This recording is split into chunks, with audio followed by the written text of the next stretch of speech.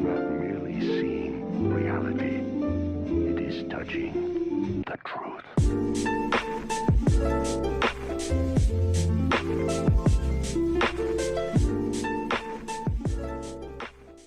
What's going on, everyone? Welcome back to Chronic Gamer. My name is Matt, and this is my final thoughts and redirect for episodes 117, 118, and 119 of InuYasha. So go ahead, click the link in the description, check that out, come back here, let me know what you think in the comments section. If you're watching this on YouTube and you want to see next week's reaction video, check out my Patreon. The link is also in the description. And over there, I post early access reactions to all the videos I post here on YouTube, with the exception of My Hero Academia and video game streams. Okay, so as you can tell, I am doing green screen reactions now. This is going to be the normal, at least for now. I kind of like it. I like the way that it looks. It's definitely more interesting background than my plain-ass bedroom. So this is what I'm going to be doing from now on, at least. This also allows me to watch the series with the lights off. I just have studio lighting, which I'm going to be improving, hopefully, so that the shadows on my face aren't as bad. But for right now, this is the best I can do with the setup I have. I built this green screen myself out of cardboard, construction paper, and an A-frame 6-foot ladder. So it's definitely makeshift, but I think it gets the job done, at least for the most part. You can still kind of see a little bit of a green glow, but, you know, it is what it is. But anyways, yeah, so this is my first InuYasha reaction with the green screen.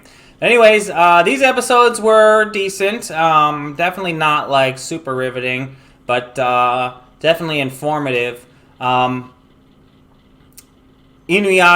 had a close call fighting Renkotsu, is it? I'm trying to remember all of their names. I think the three remaining are Jikotsu, Renkotsu, and Bankotsu. I don't remember all the other ones except for Suikotsu, but those are the ones that made the biggest impression on me anyway.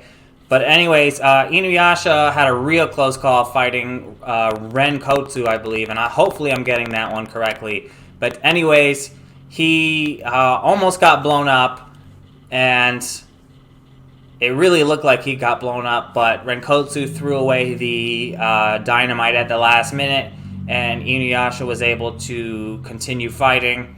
Renkotsu did get away. Renkotsu has this, like I said, I keep saying his name, so I really hope that it is the correct person, but he is hiding a jewel shard from Bankotsu, something that he had tried to do before, but Bankotsu found out. And he's actually really afraid that Bankotsu is going to find out and take it out on him and kill him, which is very interesting. That just shows how strong Bankotsu probably is, that even the second in command of the Band of Seven, or now the Band of Three, or whatever they want to call themselves now, is that afraid of him. So, yeah, we're going to get quite a showdown with him, I'm sure, by the end of this arc. But anyways, Jikotsu had a jewel shard, and he gave it back to Bankotsu, and Bankotsu was very appreciative of that and called Jikotsu the most loyal of his friends. So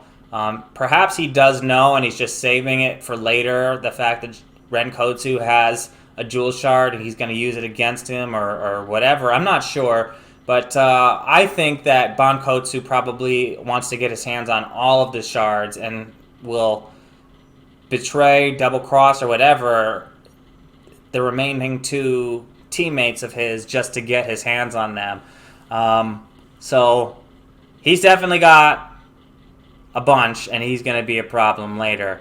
Kogo got to see Kagome upset for InuYasha, and it definitely seemed like Kagome cares so much for InuYasha at that point, so hopefully that will be a wake-up call for Koga so that he won't be trying to get Kagome so much, but I doubt it, especially after he said that he'll win in the fight to win Kagome's heart. But really, it's a no contest because Kagome's heart already belongs to InuYasha, even if she hasn't outwardly expressed it.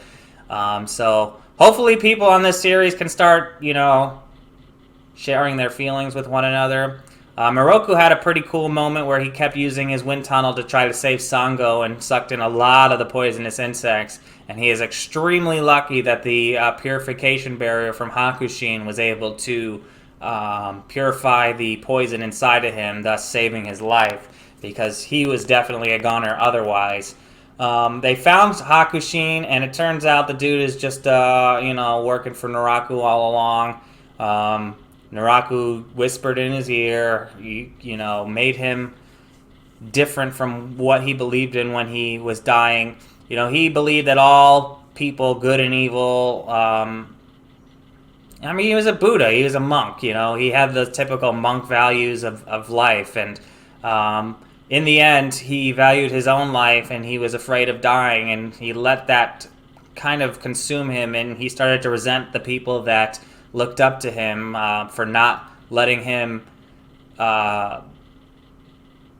go peacefully into nirvana, and him staying as a living monk for all time. His soul stayed, and I guess that really messed with him. So when Naraku came along and freed him from that, he decided to do Naraku's bidding, if you will, and create this barrier around the mountain. But Sango and Moroku were able to dispel the barrier by using their wind tunnel. I don't know why it was so easy for the wind tunnel to just suck that up, but maybe they'll explain that later. But anyways, it was able to help InuYasha get his demonic aura back, and now he's in the middle of a fight with Jikotsu, which doesn't seem to be going his way. He's all caught up in Jikotsu's sword, and I guess we'll have to find out what happens next time. This has been a really fun arc so far. I'm really glad that we have a real fleshed out story with InuYasha, and I can't wait to see where they go from here. So let me know what you think in the comment section, and if you haven't already, like and subscribe. And until next time, I'm Chronic Gamer. Peace.